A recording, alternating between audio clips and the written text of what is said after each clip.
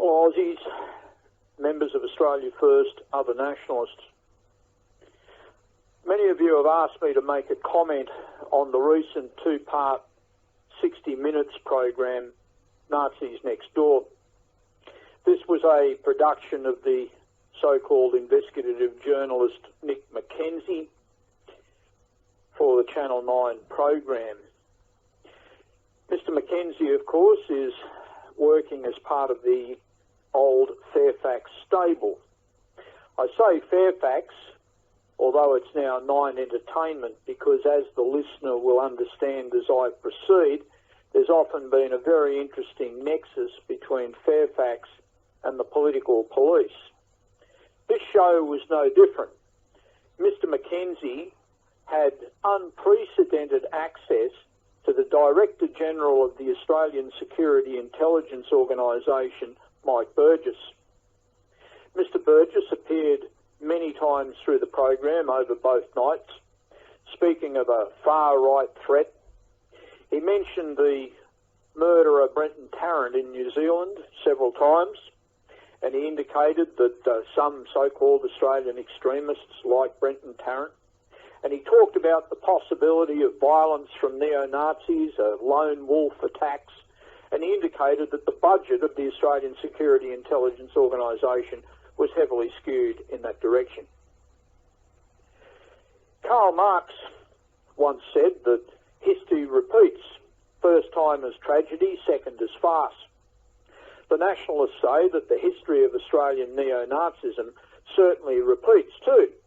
First time as tragic farce, then as tragic farce, and again as tragic farce. It is my belief that the NSN may well have proceeded towards some sort of terror or violence attack. Possibly Mr Sewell sidetracked this scheme by allegedly assaulting an African security guard at Channel 9 studios. Sometime after that, Mr Sewell was charged for allegedly committing armed robbery and related offences in a mountain setting outside of Melbourne. So the NSN will, I would say, certainly be designated as a terror group and banned. Why? Well, they will say, the law will say, that the NSN lauds terrorism. Now, if you speak favourably of a terrorist act, that itself is regarded as an offence. It will be said that the NSN was engaging in organised training, that they were organising access to firearms, and that they had connections to supposed terror groups overseas, such as neo-Nazi groups called the Base, Atomwaffen, and the British National Action. It will also be said that they had a certain language and style. Now, to me, who can, under certain circumstances, perform academic work, a lot of this may well of itself be meaningless. However, if the group is indeed banned, it then allows a certain mission creep. It means that should it be shown that the NSN had been to a particular place or ever met a particular person, or should any of its members ever meet a member of this party or that party or some group or association, it will then be alleged that there is in fact a wider extension to the NSN, and that could also lead to further bannings. But most assuredly, the NSN will be banned. I believe that there was a great lack, if you like, in the program. There was something that was absolutely missed. Mr Mackenzie, who is an investigative journalist, and some of the work in this program showed a lot of, shall we say, creativity and activity in arriving at amassing certain material. But the alarm bells ring. Mr Mackenzie identified two people in the show, a certain Danny and also another person whose name was not mentioned in the program but became obvious the following day, a Mr Patrick O'Sullivan. What was not told to listeners is that Danny in the past has had links to a Liberal youth organiser in Sydney who allegedly showed some positive interest in the street gang that Danny ran. This was a lumpen criminal gang some 10 years ago. The young Liberal in question had a link to a senior Liberal very well known in New South Wales politics. The Liberal youth told a nationalist that he was in fact working to establish some sort of militia group. If Mr Mackenzie does not know this, he does now. But it is the figure of Patrick O'Sullivan that is the most interesting one. Just to amuse listeners, I can record that on the 9th of December 1989 at a small neo-Nazi meeting in Melbourne, your current speaker was present in effigy. I was burned there while the assembled neo-Nazis went hailing and Hitlering into the night. Mr O'Sullivan was associated then with a certain very prominent neo-Nazi who we will meet in a moment, and he was steered against the activities of National Action, a legitimate nationalist movement in Australia, no relation to the British group named before, and we were to be his political target. Does Mr Mackenzie know this? Well, if he doesn't, he knows now. But what Mr Mackenzie must know, and can only know, is that between 1998 and the year 2000, Fairfax media regularly reported Mr O'Sullivan. On that occasion, he usually featured side by side with three other neo-Nazis who allegedly operated groups: a certain David Palmer, Mr Peter Coleman, and himself. These articles were written by Fairfax media, I should say, by a certain Greg Roberts. What Mr Roberts did not say is that the three men were in fact all members of the one group posing as members of several groups. It is the Coleman link that is the most decisive one in discussing Australian neo-Nazism from the late 1980s forwards. I have exposed the fact that Mr Coleman was recruited in late May or early June of 1989 by the New South Wales Police Special Branch. He was recruited by the last commander of Special Branch, Neville George Ireland. It is reasonably understood that this relationship continued to 1997, when the Special Branch was dissolved by the Royal Commission into the New South Wales Police. Quite ironically, in terms of some of the things that you will hear shortly, Mr Coleman received at the Royal Commission a code. He was described as CC, Commission Code 18, CC 18.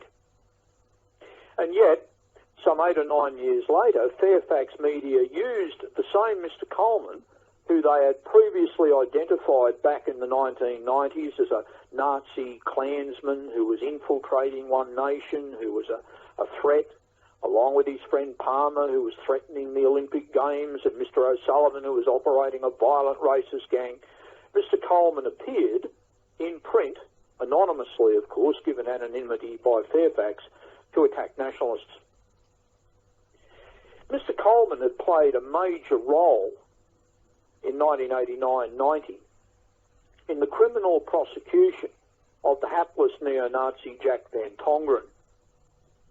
It seems that it was Mr Coleman who provided the initial evidence that led to Van Tongeren's arrest in a so-called terror trial. This has been concealed by Australian political police ever since. Despite the fact that it is well known and has been published by me in a PhD thesis and otherwise very widely throughout the country, no journalist, including I would assume too Mr Mackenzie, would ever touch it. Why? Because it goes right to the central question of what Australian neo-Nazism actually is.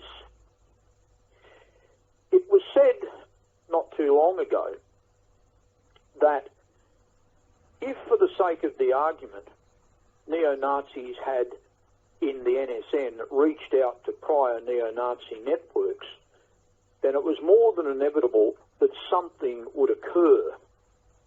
I understand that there was a conversation somewhere earlier in the year, or last year perhaps, when an Australian nationalist came upon a member or members of this so-called NSN. The nationalist said to them that, quote, "They will find you." Who are they? Said the neo-Nazi. The nationalist said that it is the former networks of neo-Nazism in Australia who will tell you exactly what you want to hear in terms of your politics, and they will enter into your group. However, these people have connections that go back in time into the political police apparatus. Because that is so, you may well be led to commit an offence. If we look at the history of Australian neo-Nazism, it has usually been a series of very small and fractured organisations that have never really amounted to too much, but have in fact been available for scare campaigns in the mass media. It has also been the fact that their existence has been used in various ways by Australian political police. The hapless Jack Van Pongeren was regarded as such a public enemy in Western Australia that so-called anti-racist legislation was passed in order to combat future racists, howsoever the system wishes to define racism. The existence of some of these groups has been pointed out in the press to justify the need for the existence of intelligence organisations. Indeed, the activities of Palmer, Coleman and O'Sullivan in the 1990s were used precisely for that reason. On occasions, mass media, particularly Fairfax, said the fact that these groups can so freely enter into the comity of Pauline Hanson's party, heaven forbid, shows how dangerous even Hanson is to the establishment because the neo-Nazis find her so agreeable. And yet, we may well conclude that these activities of the neo-Nazis were, shall we say, not exactly very genuine. In the discussion of NSM, therefore, we find that there is this amazing gap. There is a gap in discussing what exactly the relationship is between the NSN as it existed until very recently and this prior neo-Nazi network. If Mr. Mackenzie can be praised for anything at all, it was revealing the fact that Patrick O'Sullivan and Danny were present inside this organisation. The question is, where did NSN really connect? To what did it really link? It was said also by nationalists that it was somewhat inevitable that Australian neo-Nazism would produce some sort of violent offence. This would not only justify the security agenda of the Australian Security Intelligence Organisation, but substantial media propaganda against racism, as we find in the so-called Senate inquiry into extremism.